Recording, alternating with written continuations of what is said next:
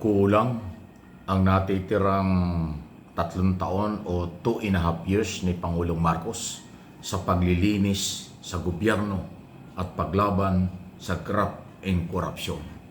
Sa totoo lang po, alam nyo, itong ongoing investigation sa mga scam kung ano-ano, flood control at scam sa mga infrastruktura, marami pa pong nangyaring korupsyon sa iba-ibang departamento sa ating pamahalaan.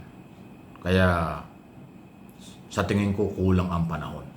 Pangalawa, marami rin po noon at ngayon na sabit sila sa tinatawag na conflict of interest.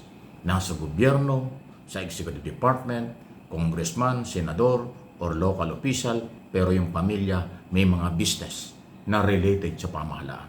May mga kontrata sa pamahalaan. Dami yung mga pangalang ginamit. Yung iba nga ay hindi lang dami, talagang asawa, anak, pamilya ang nag-take over sa mga negosyo tulad ng construction company at iba pa. Tapos yung kanilang padre di pamilya at kamag-anak nasa gobyerno. Conflict of interest yun. Kasama yan sa posible pinagmumulan, pinanggagalingan ng graft and corruption. Hindi pa tayo umaabot doon.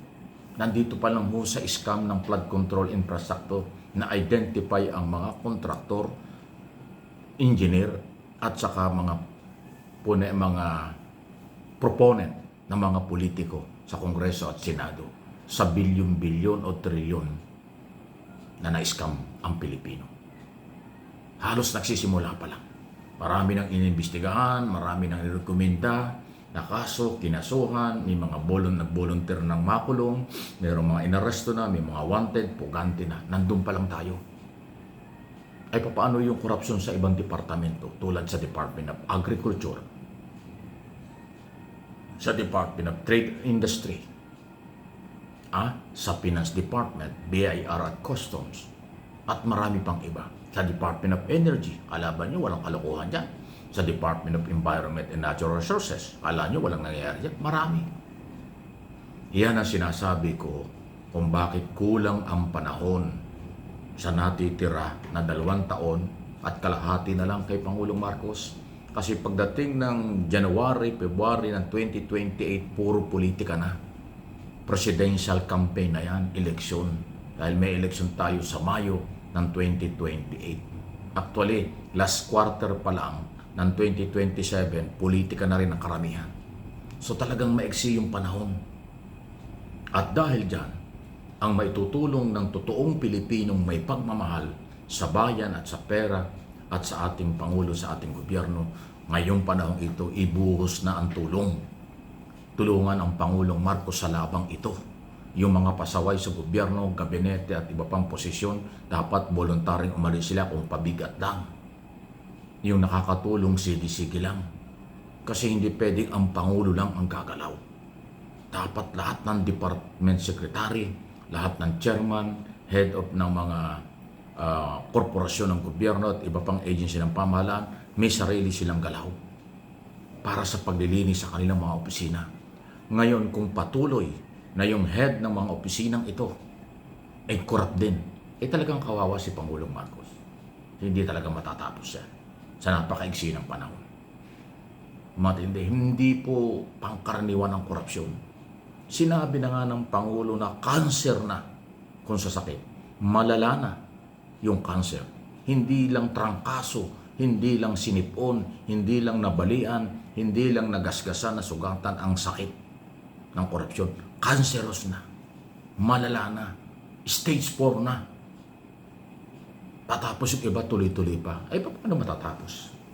Yung conflict of interest, korupsyon yun, napakadami yung ganyan. Maraming politiko ang kamag-anak, may dami na mga kumpanyang pinatatakbo. Merong agency na security agency, connect nagbabantay sa mga opisina ng gobyerno.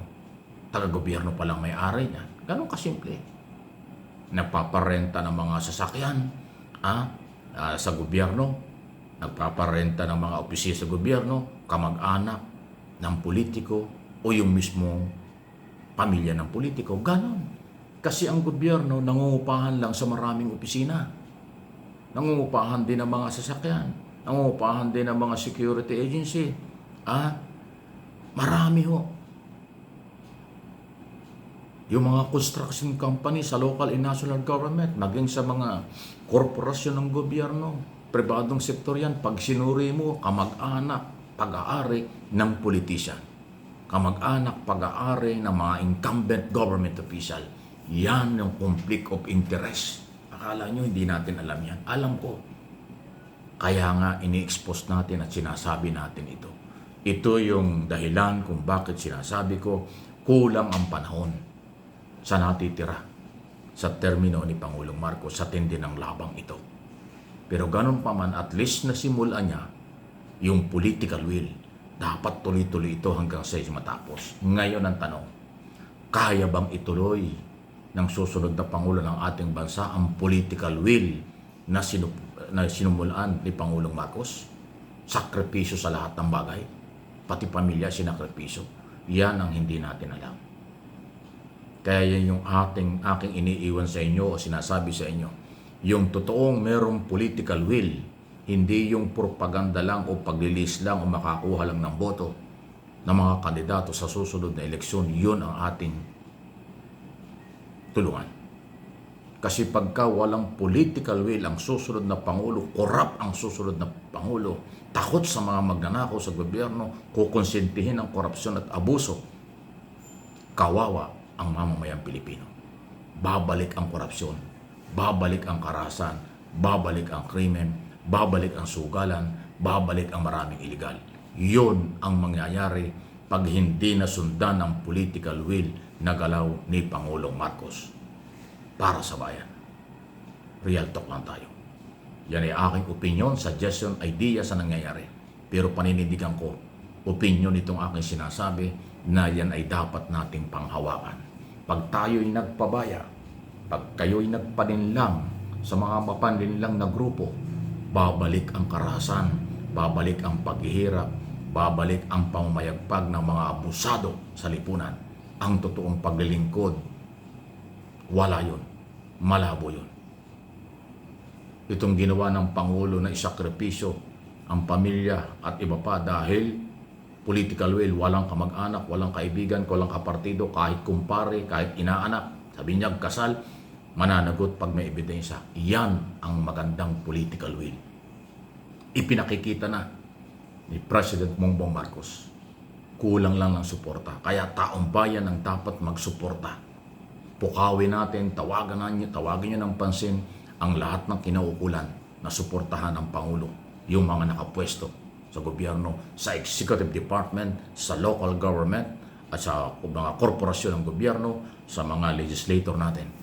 Kasi pag hindi ho nagtuloy-tuloy ito, malaking pagkakamali ang ilalagay na susunod na Pangulo pag hindi ito ginawa. Babalik at babalik, inuulit ko.